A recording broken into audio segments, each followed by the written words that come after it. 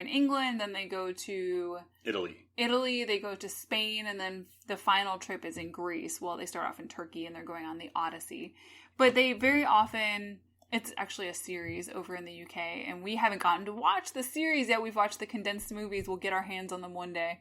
But they drive around in cars, have funny conversations, do impressions. They have slight drama in their lives that they're dealing with, and mostly they just give each other a hard time.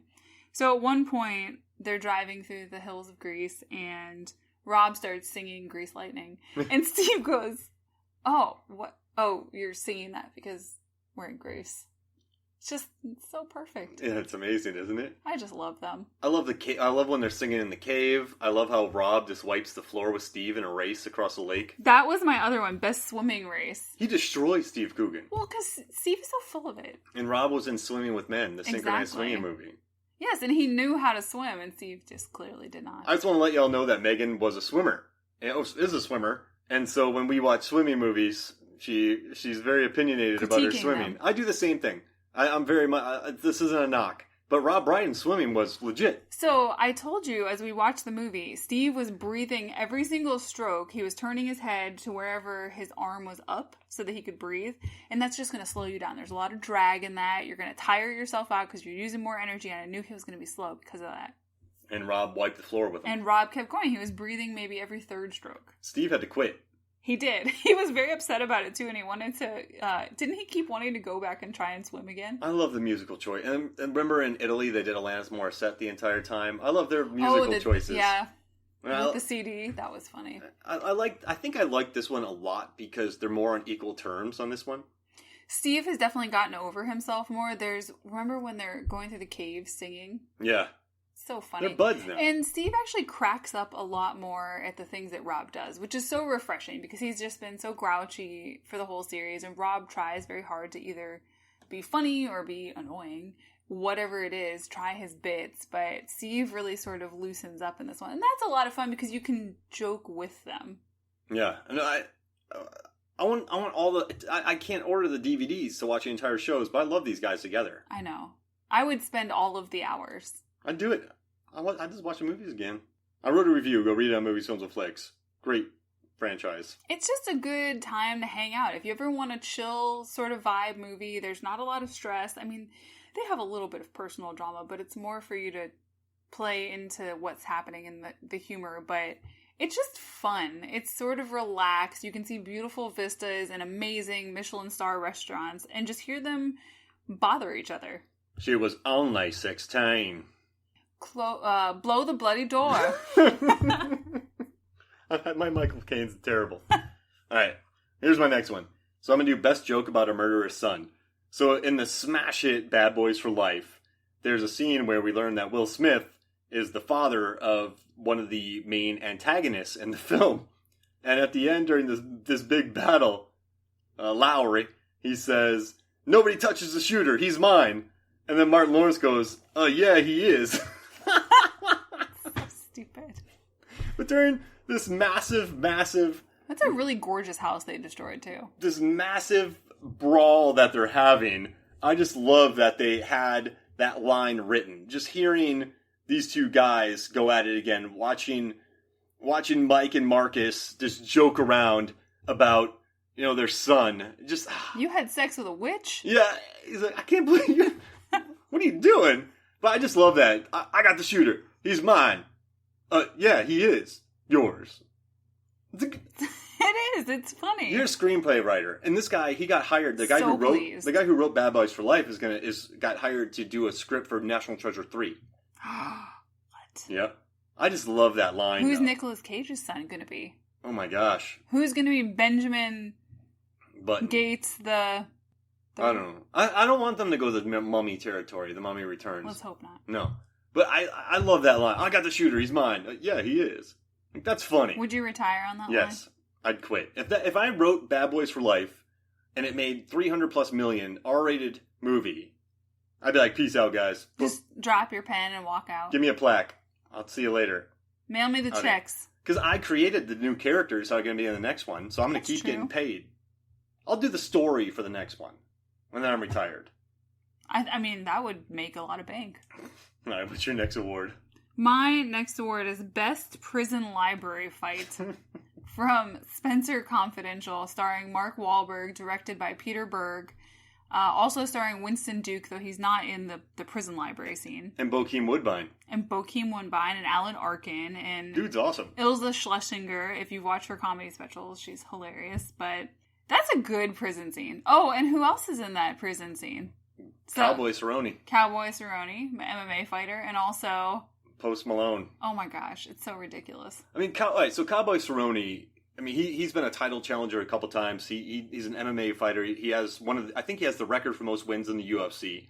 The guy's an absolute tank. In the real world, he would storm. He would kill Mark Wahlberg. Poor Wahlberger. Or Spencer. But Wahlberg. I just call him Wahlberger. No, I didn't mean to do that on purpose. We've been to Wahlburgers. It's delicious. You know where I work? I've been there for almost 2 years. And more than 2 years. And they've been building a Wahlburgers the entire time. I'm not sure if it's open yet. Well, the pandemic happened. I think it opened just as the pandemic happened. We don't know. Yeah. Oh, well. I'll never get a Wahlburger. I'll make you some burgers. There you go. But, I mean, it's a fun... Tell me, why do you like the prison fight? Oh, it's just so... Okay, at the beginning, you've got the tough guys, we'll call them, walking in and threatening Spencer. It's very obvious that he's about to get released from prison after 5 years. Yeah, there is... In the opening scene, they give the whole background for why he's in prison. But just before the fight starts and Post Malone is mouthing off to Spencer, they pan to an old guy sitting at a table off to the side and says, "Fuck him up, Spencer." Yeah. So people just like Spencer in the prison. But then Cerrone opens up with a kick to what was his chest, gut? Yeah. 2 kicks. Solar plexus. Drops him. Yeah. And he says, "Did you just kick me?" Yeah. It's a great fight scene. They're knocking over book racks and they're playing something that feels good. Yeah, they're just playing some old timey feel good fun music, and then at the very end, as Wahlberg is being taken out to be released, Post Malone says, "I got you, Spencer," and he has to pull a shiv out of his back. Yeah, right in his side. But I think it's smart what they did. So Cowboy's beating the daylights out of him, but then he kicks Cowboy in the nuts. So then that Cowboy's like, "I'm not a wimp," because the dude cheated. And then Post Malone got stormed, but he shivved him. So everyone looks good in the fight. That's true. And Wahlberg got to pull off his boxing skills. The Fighter, that's one of my favorite boxing movies. That dude can box. So he got to show off his skills. You have Post Malone shivving people, Cowboy kicking people. It's a good fight. Listen, say what you want about Post Malone. I think he's a smart cookie. He's starting a rosé line. And I'm not into wine, but people love that stuff. Yeah, they're all about that rosé. Exactly. Right, so am I up here? Yep, it's your turn. Oh my gosh. Okay, so I'm gonna do Best Eyeball Explosion. Ew. So there's a movie called Sea Fever, where a boat goes out to sea, it goes where it shouldn't, and this gigantic, deep sea creature latches onto it, like a giant bioluminescent creature. But when it lets go, it leaves behind these parasites. You love all the grossest movies. I know. I love sea beast stuff. Actually, John Levengood and I recorded a Sea Beast tournament, and this creature's in it. We talk about it a lot, so you should listen to it. But it leaves behind these little parasites that get in you through water. Mm-hmm. And this guy gets some parasites in his eyes. And I'm eyeballing Megan right now. Y'all can't see it. And it's very intense. He's rinsing out his eyes, and they just go... Ew. And they splat. Was the sound effect necessary? There was another eyeball explosion in... Becky. Yeah. It's gross. But this one... His eyes just explode because of the parasites. And it's just gigantic sea beast. So watch Sea Fever. The director, Nisa Hardiman, she's really great. Low budget movie. Excellent actors. Irish film. Really wonderful cinematography and a sea beast for the ages. And eyeballs exploding. Blech. I love it. All right, is this your last one? I know. That happened very quickly. I'm not happy. It can't end. I demand a bonus round. Okay, let's do it. Okay, I have to do my last one first. So, Badass Lady Award goes to... it's from Extraction, which was released on... What was it, Netflix? Yep, Netflix. And we had... So, Sam Hargrave directed Extraction, released on Netflix, and you've got, the man, Thor himself, starring as... He has the most white commando guy name ever. It's... Tyler Rake. Yeah. It is such a novel name, isn't it? Yeah, for sure. But the true star of this story is our badass lady. And her name is Nick Khan, and she is just fantastic in this. I mean, she really rocks it. There's scenes where she's got a rocket launcher on her shoulder, defending her team. She's in there trying to broker deals to get... She's a badass. She's awesome. One, she looks great, but that's besides the point. She can do this job and look great. But she's got a rocket launcher on her shoulder. She's defending her team. She's brokering deals to get team members in or out or save. I don't want to give away the plot, but save persons of all sorts. She's a sniper? She's a sniper. I mean, she's just awesome. She's got all the talent. And then there is a scene, I won't say where it is in the movie, where she goes in to take someone out and she's in a ball gown. And she just stone cold assassinates someone. You know, I like her, the actress Gold Shifteh. Farahani, Gold Shifteh Farahani. We practiced this before we went into this. We pulled up things and we looked into this. But the actress, she's excellent in this movie Patterson, that was directed by Jim Jarmusch, where she's this very earthy, very artistic, very artsy, sort of eclectic. Earth mother. Like yeah, earthy, she's sort of earthy. Yeah, she wants to be guided by her creativity in life. So she's just this really cool artistic character. In this one, she's blowing up people with rocket launchers. She's a badass. There's so many rocket launchers and grenades in this movie. She's just so skilled, and it's not often that you get to see women that take such a feature in that, especially in a very obvious Chris Hemsworth vehicle. And he's so hungover that he can somehow kill people and not drink water, which is incredibly annoying. And she's the hero of this movie, not the sweaty guy. Well, she's the one behind the scenes brokering the deals. She's in and out of the, everything. She's in all of the pieces of this movie. It's just they sort of put his face out front. Just ignore him. And then watch her. Watch it for her. Yeah. Watch Neat Khan. She's awesome.